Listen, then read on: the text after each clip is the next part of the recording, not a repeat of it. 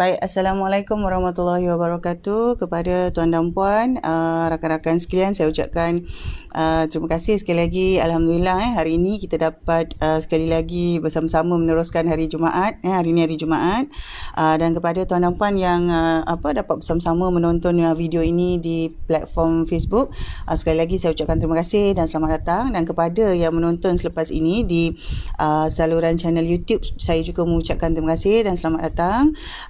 Dan hari ini topik yang kita bawakan merupakan salah satu perkara yang saya semak ada banyak pertanyaan dan soalan daripada di Facebook ni jarang yang ada buat pertanyaan tu, tetapi banyaknya melalui blog dan juga di video-video yang saya siarkan di channel YouTube.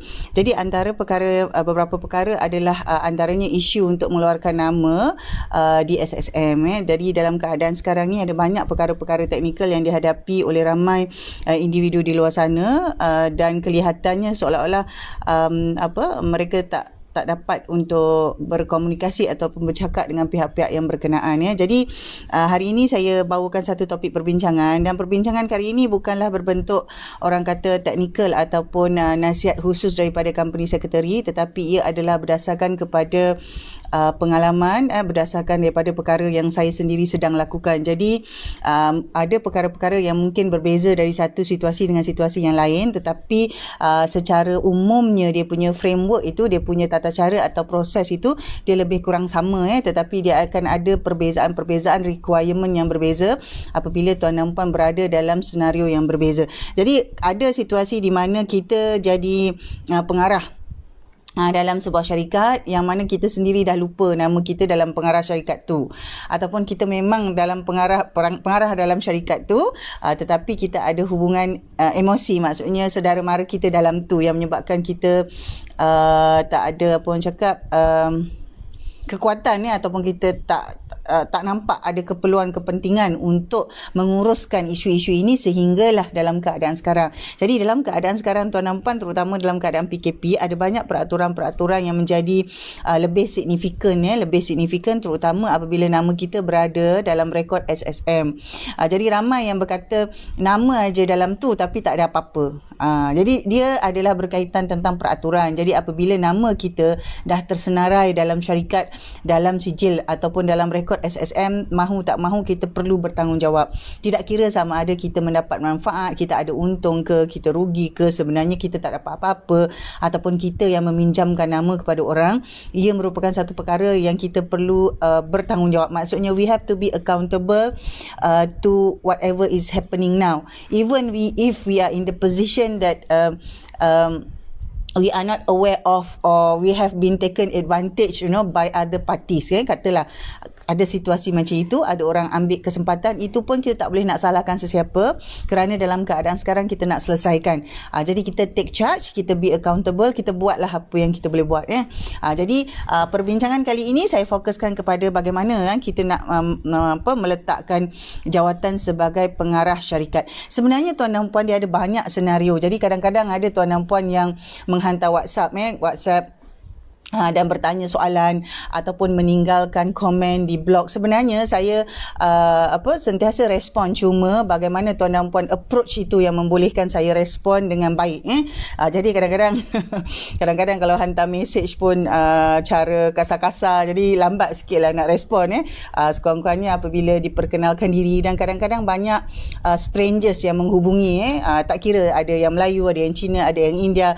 Jadi saya sendiri perlu berhati-hati. Jadi kepada rakan-rakan yang berkesempatan untuk menonton video ini, maka saya mohon tuan dan puan boleh kongsikan video ini. Jadi kepada sesiapa yang ada isu itu, bukanlah saya nak membantu menyelesaikannya, tetapi saya meletakkan satu orang kata konteks secara praktikal, yang mana yang tuan dan puan dapatkan idea macam mana nak buat. Jadi sebab tuan dan puan saja yang boleh selesaikan situasi ini sendiri, saya tak boleh buat apa-apa. Tetapi apa perkara-perkara yang dibincangkan ini adalah perkara teknikal yang memang berlaku, dan untuk pengetahuan tuan dan puan sendiri, Saya sendiri sebenarnya dalam proses untuk mengeluarkan nama pengarah dan ada masalah-masalah teknikal yang berlaku. Jadi atas asbab itu, atas dasar itu, maka perkara ini saya bawakan untuk satu perbincangan. Jadi mungkin bukan untuk semua orang, tetapi kepada yang terlibat atau melalui situasi ini, ia boleh sedikit sebanyak memberi tuan dan puan idea apa nak buat. Okey, pertama sekali tuan dan puan, katalah kita dapati nama kita ada dalam senarai pengarah syarikat. Jadi yang pertama sekali tuan dan puan mesti dapatkan dokumen dia tu.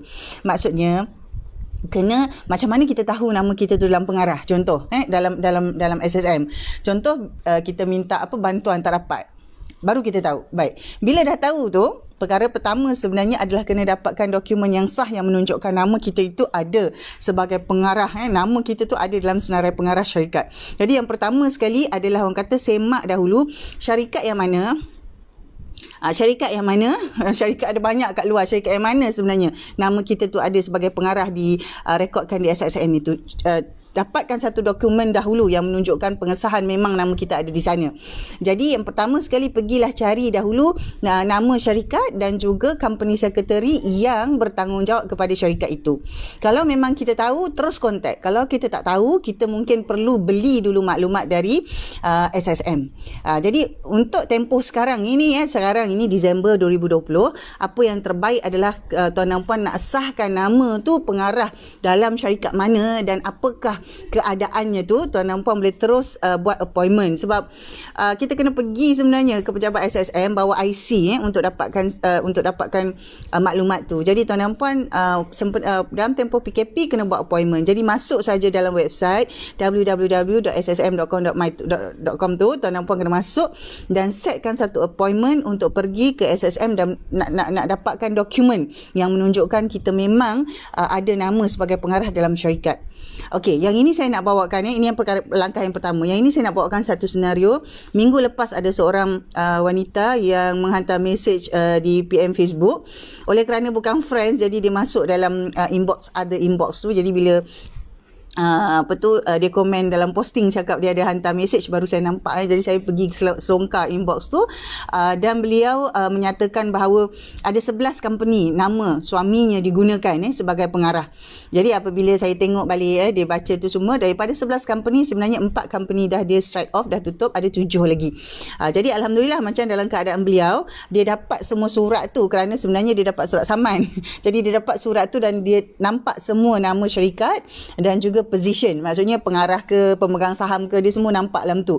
Tetapi oleh kerana dia adalah surat saman kepada pengarah, jadi dia hanya ada nama dia sebagai pengarah dan juga berapa nilai saman tu tadi. Jadi itu keadaan satu situasi di mana dia dapat surat saman. Baru dia tahu bahawa sebenarnya bukannya baru dia tahu, dia baru perasan namanya dalam banyak syarikat, sebab sebelum ni namanya hanya dalam satu syarikat. Jadi ada isu-isu lainnya yang tuan dan puan perlu semak. Yang pertama sekali kena ada dokumen tu. Jadi nak dapatkan dokumen tu, sama ada pergi kepada company secretary dan dapatkannya atau terus ke SSM. Bawa IC, buat appointment. Kena buat appointment dekat website tu lah. Jadi tuan dan puan kena set satu appointment. Dia ada kat website dia, kena set kan SSM mana yang tuan dan puan nak pergi, setkan appointment. Dia akan ada di situ. Nanti tuan dan puan proceed pergi ke sana dan nyatakanlah isu tuan dan puan tu nak dapatkan apa, nak semak apa. Biasanya pegawai SSM akan bantu. Dia akan bagi dokumen tu lah. Jadi itu yang pertama. Katalah tuan dan puan tak ada situasi itu, dah confirm nama memang dalam pengarah syarikat. Langkah yang kedua adalah untuk buat satu surat meletakkan jawatan, hantar kepada company secretary. Sekiranya tuan dan puan pengarah syarikat dan tuan dan puan kenal dengan CEO dan semua pengarah-pengarah lain, beritahu juga mereka. Jadi keluarkan surat tu, hantar CC kepada CEO syarikat dan juga kepada pengarah yang lain sekiranya tuan dan puan kenal lah. Kalau yang jenis tak kenal susah juga. Jadi kena CC pada semua dan hantar kepada company secretary. Jadi secara standardnya company secretary akan buat proses sekiranya peletakan jawatan pengarah ni memerlukan mesyuarat, akan ada mesyuarat. Sekiranya peletakan jawatan itu tidak memerlukan mesyuarat tetapi dipersetujui konsensus ada tanpa mesyuarat, maka sebenarnya company secretary akan proses. Jadi tuan dan puan, peletakan jawatan sebagai pengarah ini hanya berlaku dalam PLT dan Sendirian Berhad. Kalau PLT, tuan dan puan kena hantarkan surat surat itu kepada CEO dan pengarah lain, termasuklah compliance officer. Kalau compliance officer tu company secretary, maksudnya hantar surat tu juga kepada beliau. Sekiranya compliance officer itu adalah salah seorang pekongsi, maka bermakna semua tuan dan puan kena sisikan surat peletakan jawatan tu kepada beliau. PLT ada compliance officer. Kalau Sdn Bhd terus kepada company secretary. Jadi mesti melalui company secretary untuk proses. Baik. Itu sebenarnya dua langkah yang kena dibuat kalau nak letak jawatan. Jadi seterusnya saya nak maklumkan apakah perkara yang menyebabkan proses tu tak boleh dibuat oleh company secretary. Jadi ramai yang beritahu saya company secretary tak layan, company secretary lari, company secretary dah tutup, company secretary dah letak jawatan, macam-macam. Jadi perkara itu tuan dan puan, nak tak nak kita kena hadapi, kita kena buat juga macam mana, cari jalan macam mana untuk kita letak jawatan dan keluarkan nama kita daripada rekod dan senarai SSM sebagai pengarah. Jadi situasi akan bertambah buruk, bukanlah buruk, bertambah berat sekiranya nama tuan dan puan adalah shareholder. Dia ada dua, kadang-kadang pengarah saja tak ada share. Kebanyakannya namanya pengarah dan ada share. Bila ada share tuan dan puan, ada proses-proses tambahan di mana nak letak jawatan sebagai pengarah dan juga nak jual saham. Tapi dalam perbincangan kali ini saya nak fokus kepada nak letak jawatan saja. Untuk pegangan saham dia ada lain. InsyaAllah saya sambung dalam FB Live esok ataupun lusa. Tetapi hari ini kita fokus kepada meletak jawatan sebagai pengarah. Jadi letak jawatan dulu sebagai pengarah. Sekiranya tuan dan puan dalam syarikat PLT, tuan dan puan cuma ada 2 orang sahaja, tuan dan puan tak boleh letak jawatan sebagai pengarah selagi mana tak ada pengganti. Sebab dalam PLT mesti ada sekurang-kurangnya 2 orang. Kalau tuan dan puan cuma ada 2 orang saja partner dan tuan dan puan adalah pengarah, kalau nak letak jawatan tu sekurang-kurangnya kena ada 2. Itu kalau PLT. Jadi tuan dan puan bincanglah sama ada tak ada lantikan pengarah, saya jadi pemegang saham saja. Jadi tuan dan puan bincang dengan pekongsi yang lain. Jadi biasanya kalau kita nak keluar daripada PLT ni, itu kekangannya kalau tak ada pengganti, kalau 2 saja. Kalau 3 tak apa, kalau seorang keluar dia ada 2 lagi boleh. PLT dia wajib minimum kena ada 2 orang, 2 orang. Jadi biasanya 2-2 ni pengarah. Jadi tuan dan puan kena lihat apakah partnership yang ada dalam PLT yang tuan dan puan buat tu. Okey, itu satu PLT. Kalau dalam Sdn Bhd tak ada masalah sebab sekarang akta menyatakan bahawa boleh ada seorang. Jadi kalau tuan dan puan ada 2 orang pengarah sekalipun, kalau tuan dan puan resign, seorang ada cukup. Cukup. Jadi isunya puan, kalau pengarah seorang lagi tak kerjasama macam mana? Okey, pengarah lain tu kalau tak bekerjasama, itulah tugas tuan dan puan nak pastikan, nak dapatkan juga satu proses macam mana kalau tuan dan puan nak resign. Perlu ada persetujuan. Kalau tuan dan puan tak dipersetujui untuk resign, apa yang tuan dan puan boleh buat? Apa yang tuan dan puan boleh buat? Dia pertama tuan dan puan bawa berbincang. Kalau tak boleh bawa berbincang macam mana? Saya ada kes, ada 2 orang dalam tempoh PKP ni, ada 2 orang yang hubungi saya dan dia dah susah sangat. Saya beritahu dia, kumpulkan semua dokumen yang menyatakan tuan dah berkomunikasi, dah berhubung, tetapi tidak diambil tindakan. Jadi kumpulkan semua dokumen, surat, email, kalau ada teks komunikasi, message ke apa, semua kena simpan. Jadikan sebagai bukti bahawa tuan dan puan dah communicate yang tuan dan puan nak resign, tuan dan puan dah hantar surat tetapi tidak diuruskan. Janganlah hantar surat hari ni besok nak resign, tak boleh. Dia ada proses, jadi dia ada tempoh masa. Jadi tuan dan puan kena bagi sela tempoh masa yang tertentu sampai satu tempoh. Contohlah setiap satu proses tu kalau tuan dan puan hantar, biasanya respons kurang-kurangnya 3 hari. Hantar surat kepada company secretary, sekurang-kurangnya ada respon. Kalau sampai seminggu, 2 minggu, 3 minggu tak ada respon, jadikan dia sebagai bukti, kumpulkan. Jadi perkara ni saja mengambil masa sekitar sebulan nak kumpulkan bukti itu. Selepas dah ada bukti itu, barulah boleh kita nak buat kes. Kita buat dulu laporan polis. Laporan polis ni hanya untuk tujuan nak menjadikan kes, bukan untuk buat apa-apa, untuk menjadikan kes. Jadi kita ada semua dokumen, ada satu keping surat, laporan polis itu menyatakan bahawa saya membuat laporan polis ini untuk mengesahkan kejadian, untuk saya ambil tindakan lanjut. Perkara tu mesti ada dicatat kat situ lah. Biasanya pegawai polis akan tanya, apa tujuan puan nak buat ni? Maksudnya nak ambil tindakan lanjut, sama ada kepada peguam ke kepada apa, macam tu. Jadi dengan surat tu, dokumen tu dan dengan laporan polis itu, tuan dan puan boleh bawa itu dan lodge komplain ke SSM. Sekali lagi pergi ke www.ssm.com tadi, kena semak website SSM, buat temu janji. Bila buat temu janji, dia akan tanya tuan dan puan apa urusannya. Jadi tuan dan puan kena klik urusan untuk lodge complaint tadi tu. Klik urusan tu dan pergilah ke SSM untuk lodge complaint tu. Dengan syarat semua dokumen dah ada janganlah tuan dan puan tak bercakap dengan bercakap dengan COSEC, tak bercakap dengan director, tak bercakap tiba-tiba nak buat report, tak boleh. Dia tak jadi kes. Jadi dengan semua dokumen tu pergi buat laporan polis tu, bagi tahu saya nak buat ni, saya IC apa semua tu adalah tujuan untuk tindakan lanjut. Jadi bawa dokumen tu semua pergi lodge dekat SSM. Yang ini memang perkara yang terakhir tuan dan puan lakukan sekiranya tak dapat kerjasama daripada pengarah-pengarah lain dan juga daripada company secretary. Kalau tak dapat kerjasama, maksudnya they ignore you, they don't want to talk to you, they just push you off. Tapi nama masih ada lagi dalam SSM. Jadi tuan dan puan perlu buat tu tadi bahagian yang pertama, 2 langkah pertama tu buat dulu. Tulis surat untuk resign tu kena buat dulu, dan kemudian kumpulkan dokumen. Jadi proses ni saja mungkin mengambil masa, nak kumpul semua ni, komunikasi semua ni mungkin mengambil masa dalam sebulan. Kalau tuan dan puan memang dah buat, kumpulkan saja dokumen tu. Jadi di luar sana, sekiranya tuan dan puan memang orang kata ahli lembaga pengarah syarikat, jangan buat tak tahu. Sekiranya ada pengarah-pengarah lain yang ada isu begini, bawa berbincang. Ataupun tuan dan puan sendiri adalah company secretary, bantulah individu-individu ini. Kalau ada charge, bagi tahu kat dia, kena bayar. Okey, itu bahagian yang pertama. Yang kedua tuan dan puan, ada isu di mana apabila kita nak letak jawatan tu tak boleh dibuat, terutamanya untuk syarikat Sdn Bhd yang dah lama dormant.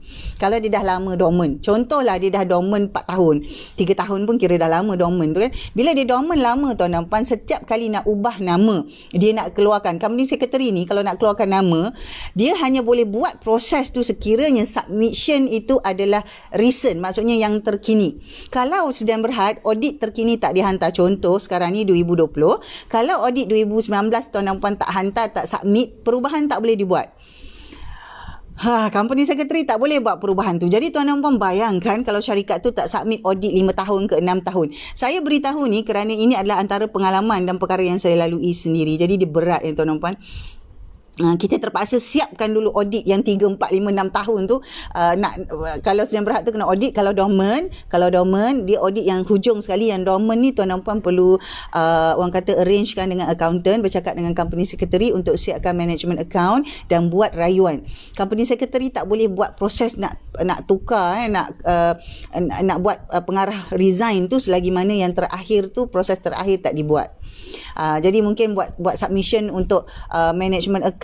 Kalau audit pun sebab dia tak ada transaction. Kalau dormant tu maksudnya tak ada transaction. Dormant maksudnya tak ada transaction, tak ada aktiviti bisnes. Jadi dia kena siapkan juga management account yang zero ke apa tu, masih perlu buat submission. Dan kemudian barulah tuan dan puan, apabila dia dah recent, maksudnya current submission tu adalah yang terkini, baru company secretary boleh buat penukaran nama pengarah.